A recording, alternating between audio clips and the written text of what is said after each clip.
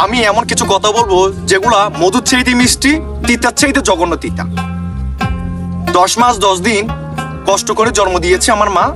অনেক কষ্টর বিনিময়ে রাত দিন পরিশ্রম করে বড় করেছে আমার পিতা। অনেক পরিশ্রমের বড় ভাইদের টাকা, ছোট ভাইদের টাকা, আত্মীয় স্বজন বা বোনের টাকা খেয়ে বড় হয়েছি, পড়াশোনা করেছি। ভাইয়েরা কষ্ট করে একটা চাকরি দিয়েছে আমাকে। এখন আমাকে অনেক পরিশ্রম করে, অনেক কষ্ট করে ভাই ব্রাদার, আমার আত্মীয় স্বজন, আমরা সবাই একটা বিয়ে করেছে। বিয়ে করার পরে আমি ছেলে হয়ে গেছি, শ্বশুর বাড়ির ছেলে। এখন পয়েন্টের কথায় আসি। একদিন আমার বন্ধু শাহেদ, না আমার একটা বন্ধু আছে শাহেদ, ও আমার একটা কথা বলেছে, দুলার ভাইয়ের চাইতে বউয়ের ভাই হইতে পারলে লাভ। আমি কথাটা শোনার পর অনেকদিন চিন্তা করছি, কিরে আমার বন্ধু এই কথাটা কেন বললো। পর চিন্তা করতেছি, না এটা আমার বন্ধু আসলে সত্যি কথা বলেছে। কেন সত্যি কথা বলেছে সেটা বলি। আমার ছোট ভাই যখন আমার কাছে কল দিয়ে বলে, ভাই আমার কাছে একটা চার্জার লাগবে, আমার চার্জারটা নষ্ট হয়ে গেছে, আমাকে 100 টাকা দেন। আমি আমার ছোট ভাইকে 1 টাকা দিব না। কেন টাকা দিব? পরিশ্রম করে টাকা ইনকাম করতেছি, আমার ছোট ভাইকে আমি কেন টাকা দিব? আমার শালা আমাকে কল দিয়ে বলতেছে, দুলা ভাই আমার একটা আইফোন লাগবে। আমাকে বলতে দেরি, আমি কিনে দিতে দেরি করি নাই। আর অথচ আমার ছোট ভাই আমার 100 টাকা দিয়ে একটা চার্জার চাইছে, মোবাইল চার্জার, আমি কিনে দিই নাই। আমার বোন আমাকে বলতেছে কলেজের ভর্তির টাকা দিতে হবে 2000 টাকা। আমার বোনকে বলছে আমি নিজে চলতে পারতেছি না, আমি তোকে টাকা কোথা থেকে দিব? আমার বোনকে আমি টাকা দিই নাই। আমার শালি আমাকে কল দিয়ে বলতেছে যে ভাইয়া অনলাইন থেকে কিছু ড্রেস কাপড় পছন্দ করেছি, অনলাইন থেকে নিব।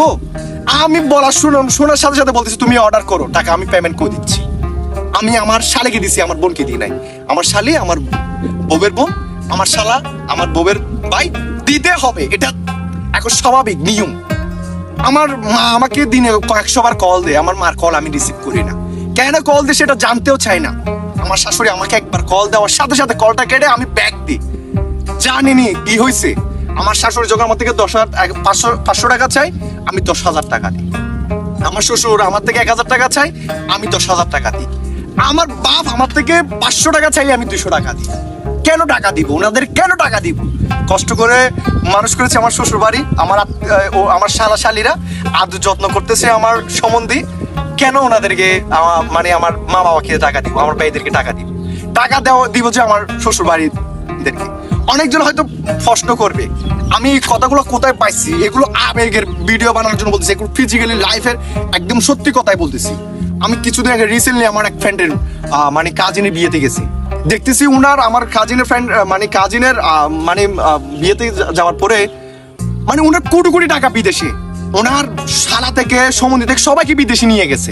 কিন্তু ওনার ভাই দেশের মধ্যে বেকার আছে, ওনার ব্যাকে নিয়ে যায়নি। ওনার মানে শ্বশুর বাড়ির সবাইকে নিয়ে গেছে। কেন নিয়ে যাবে? মানে কথা আছে না, ওনার বউয়ের ভাই, বউয়ের বোন, বউয়ের